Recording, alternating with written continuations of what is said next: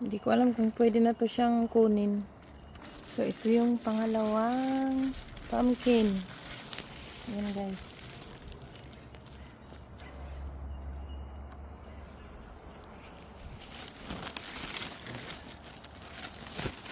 Ito yung pangatlo. Ayan. Ito yung panglima natin. Hindi ko alam kung pwede na to siyang kunin. Hindi pa masyadong yellow. Ito yung panglima. Ayan, hindi pa siya. Baby pa lang siya. Ayan. Panglima. Punta tayo dito. Check natin.